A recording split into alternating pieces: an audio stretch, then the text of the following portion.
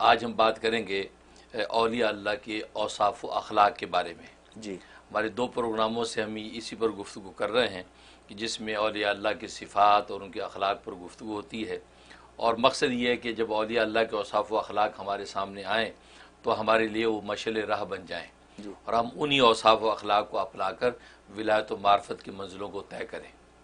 تو اور اس میں ہم نے یہ طے کیا تھا کہ ہر ایک پروگرام میں 5 اوصاف گفتگو کریں گے، تاکہ 5 اوصاف پر انسان عمل پیرا ہو، تو پھر اگلے پروگرام میں اگلے 5 پیش کریں گے۔ تو اب تک ہماری گویا کہ 2 قسطیں ہو چکی ہیں، تو 10 اخلاق پر ہم نے گفتگو کی ہے۔ الحمدللہ۔ آج ہماری تیسری قسط ہے کہ اولیاء اللہ کے اوصاف و اخلاق کیا ہیں کہ جن پر ہم عمل کریں تو ولایت و معرفت ہمارے لیے آسان ہو سکتی ہے۔ سبحان ان میں سے پہلا وصف یہ ہے کہ خوف و خشیت خداوندی، کہ اولیاء اللہ پر اللہ تبارک و تعالیٰ کے خوف اور خشیت طاری ہوتی ہے۔ یعنی یہ خوف خشیت کے معنی میں ہے۔ خشیت کا مطلب ہے کہ یہ ایسا خوف جس میں اللہ کی عظمت اور محبت ملی ہوئی ہوتی ہے، اچھا نیری وحشت نہیں ہوتی۔ بعض دفعہ وحشت کی وجہ سے انسان خوف کھاتا ہے، یا شیر سے انسان خوف کھاتا ہے، سانپ سے انسان خوف کھاتا ہے، کسی موذی جانور سے خوف کھاتا ہے، وہ خوف ہے، وہ نیرا خوف، وہ وحشت کی وجہ سے خوف ہے۔ یہاں خوف سے مراد وہ خوف نہیں بلکہ خشیت ہے۔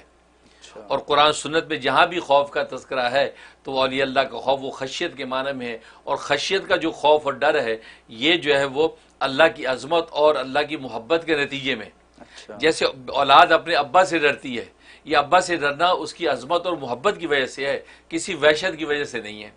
تو یہ جو خشیت ہے یہ اولیاء اللہ کے اوپر طاری رہتی ہے، یہاں تک کہ جلوت کی زندگی ہو یا خلوت کی زندگی ہو، وہ ادنا درجے میں بھی اللہ کی نافرمانی کو گوارا نہیں کرتے۔ یہاں تک کہ چھوٹے سے چھوٹا گناہ بھی وہ خلوت میں بھی بیٹھ کے بھی کرنے کا ارتکاب نہیں کرتے، کیونکہ ان پر اللہ تبارک و تعالیٰ کی خشیت طاری ہوتی ہے۔ وہ سمجھ رہے ہوتے ہیں کہ اللہ تبارک و تعالیٰ اس معمولی گناہ کے ارتکاب کو بھی دیکھ رہا ہے، اللہ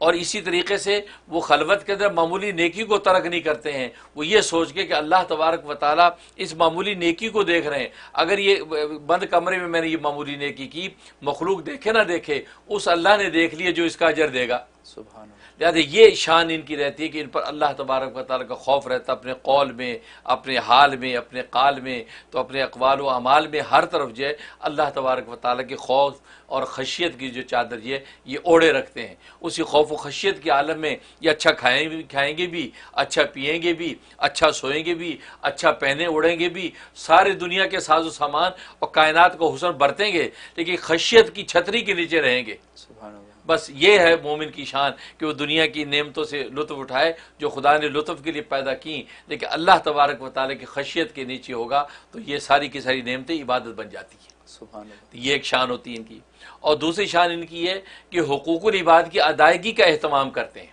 اچھا یعنی بندوں کے حقوق کے بارے میں یہ اس قدر کانشیس ہوتے ہیں گویا کہ اللہ کے حق کے اندر کوتاہی ہو لیکن بندوں کے حق میں نہ ہو۔ سبحان اللہ۔ ظاہر ہے کہ جو بندوں کے حق میں کوتاہی سے بچتا ہے، جو بندے بظاہر کچھ بگاڑ نہیں سکتے، تو اللہ کے حق میں کیسے کوتاہی کرے گا؟ صحیح بات۔ تو یقیناً اللہ کے حق کو وہ پورا کریں گے۔ تو لیکن بندوں کے حقوق کے حوالے سے معمولی ایک تنکے کے برابر بھی وہ ناانصافی کرنا گوارا نہیں کرتے، کیونکہ ان کو پتہ ہے کہ اللہ تبارک و تعالیٰ کیا معمولی ایک تنکے کی بھی پوچھ ہو جانی ہے۔ سبحان اللہ۔ چنانچہ ایک روایت میں آتا ہے کہ بنی اسرائیل کے ایک عابد تھا، وہ نوجوان نے نوجوانی ساری اللہ کی عبادت میں لگا دی اور 70 سال تک خدا کو یاد کرتا رہا، خلوتوں میں جلوتوں میں خدا کی باتیں کی۔ کہتے جب اس کا انتقال ہوا تو وقت کے ولی نے خواب میں دیکھا، پوچھا کیسی گزری، کیا ہوا؟ کہا کہ اللہ تبارک و تعالیٰ مجھے معاف تو کر دیا ہے، لیکن یہ کہ میں ایک چیز کی وجہ سے جنت سے روکا ہوا ہوں۔ اچھا کون سی چیز؟ کہا کہ اصل میں ہوا یہ کہ ایک مرتبہ ایک تنکا پڑا تھا، لیکن کسی کی ملکیت تنکا تھا، میں نے وہ تنکا اٹھا کے خلال کر لیا تھا، اللہ۔ لیکن وہ میری ملکیت نہیں تھا، کسی کی ملکیت تھا وہ تنکا۔ تو اللہ تبارک و تعالیٰ نے وہ حق العبد تھا، بندے کا حق تھا، تو اللہ تبارک و تعالیٰ نے مجھے روک رکھا ہے، جب تک وہ بندہ معاف نہیں کرے گا اس وقت تک تیرا داخلہ جنت میں نہیں ہوگا۔ اللہ۔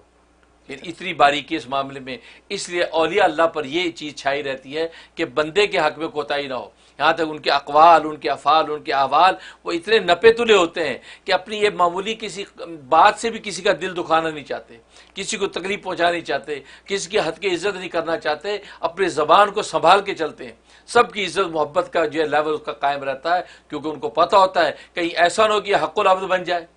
چنانچہ صحیح حدیث میں آتا ہے کہ سرکار دو عالم صلی اللہ علیہ وسلم نے صحابہ کرام رضوان اللہ علیہم اجمعین سے پوچھا کہ بتاؤ مفلس کسے کہتے ہیں؟ کہ جی مفلس ہم تو اس کو سمجھتے ہیں کہ من لیسا لہو درہم ولا دینار، جس کے بعد نہ درہم اور دینار ہوں، بیچارہ غریب، وہ مفلس ہوتا ہے۔ فرمایا کہ نہیں، حقیقت میں مفلس ہوا ہے کہ جو کل روز قیامت میں اللہ تبارک و تعالیٰ کے سامنے جب پیش ہوگا تو وہ نمازیں لے کے آئے گا، روزے لے کے آئے گا، زکاتیں لے کے آئے گا، حج لے کے آئے گا، نیکیوں کے ڈھیر لے کے آئے گا،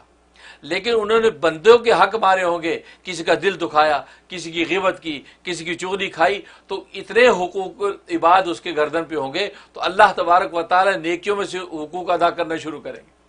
یہاں تک کہ سب کے حقوق ادا ہو جائیں گے، اس کی ساری نیکیاں بڑھ جائیں گی، لیکن ابھی جو ہے وہ صاحب حق باقی ہوں گے، تو اللہ تبارک و تعالیٰ ہی کریں گے، وہ صاحب حق سے کہیں گے اس کے بعد نیکیاں تو رہی نہیں، ظاہر ہے کہ میدان حشر کی کرنسی تو نیکیاں ہیں، تو اللہ فرمائیں گے اب یہ کرو کہ جو صاحب حق ہے، تمہارے جو گناہ ہیں وہ ہم اس کی گردن پہ ڈال دیتے ہیں، نیکی تو دے نہیں سکتا، اب تمہارے گناہ اس کے پہ ڈال دیتے ہیں، تو ان کے گناہ اس کی گردن پہ ڈالے جائیں گے، یہاں تک کہ نبی کریم صلی اللہ علیہ وسلم نے فرمایا کہ وہ گناہوں کا ڈھیر کے ڈھیر وہ اس کے سر کے اوپر لاد دیے جائیں گے، اور اسی حال میں اس کو اوندے منہ جہنم میں ڈال دیا جائے گا۔ تو یہ ہے مفلس، یہ مفلس ہے جو نیکیوں کے ڈھیر لے گیا، اللہ کے حق کو ادا کرنے میں تو پیچھے نہیں رہا، لیکن بندوں کا دل دکھا دیا، بندوں کے حق اس نے مارے ہیں، وہاں آخرت کے اندر جہنم کا ایندھن بن گیا۔ تو اس لیے اولیاء اللہ کی شان یہ ہوتی ہے، حقوق العباد کی ادائیگی کے اندر بہت اہتمام کرتے ہیں۔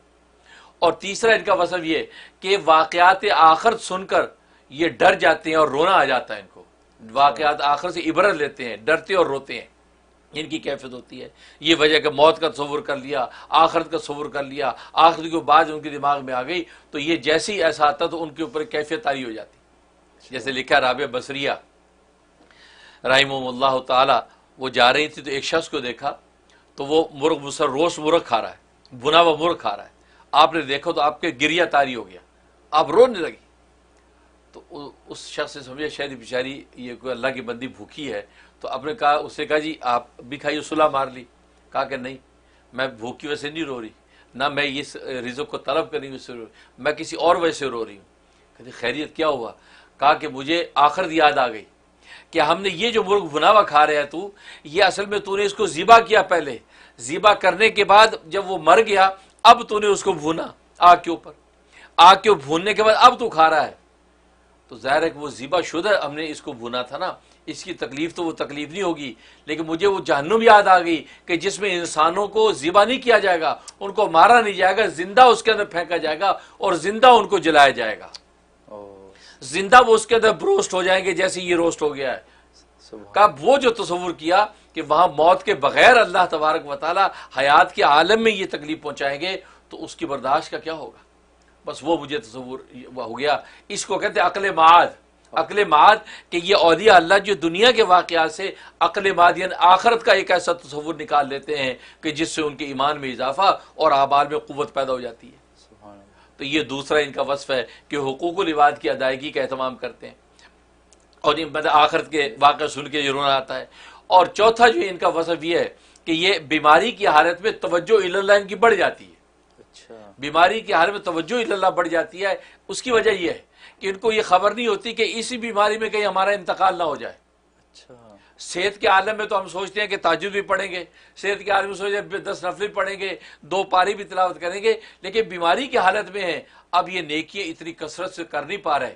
اور فرائض واجبات پورے کر رہے ہیں، لیکن یہ دھڑکا لگا رہتا ہے کہ اسی میں اگر ہمارا انتقال ہو گیا تو ہم اللہ کے پاس اس حال میں پہنچیں گے کہ نیکیوں کا ڈھیر نہیں کر رہے تھے، ہم تو پیرالائز پڑے تھے۔ تو اس وقت ان کی توجہ الی اللہ بڑھ جاتی ہے اور اللہ تبارک و تعالیٰ سے یہ اپنا قلبی رابطہ قائم کر کے خدا سے معافیاں مانگتے ہیں۔ چنانچہ ایک اللہ والے سے جب حال پوچھا کہ بیماری کے حال میں تیمارداری کیجیے، خیریت ہے، کیا حال ہے؟ کہا کہ ابھی کچھ نہیں بتا سکتا، اگر اس بیماری کی حالت میں اللہ تبارک و تعالی نے مجھے ایک رات ایسی دے دی کہ جس رات میں رات بھر میں خدا سے توبہ استغفار کرتا رہا، مناجات کرتا رہا اور اللہ نے مجھے معاف کر دیا، تو سمجھو میرا حال اچھا ہے۔ اللہ،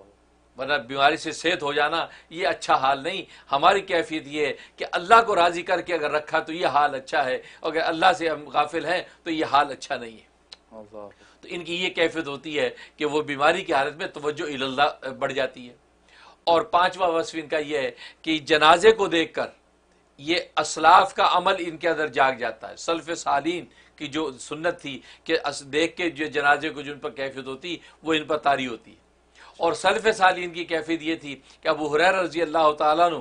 جیسے کوئی جنازہ دیکھتے تھے اور زار و قطار رونے لگتے تھے اور فرمایا کہ تو چل ہم تمہارے پیچھے پیچھے ہی آ رہے ہیں،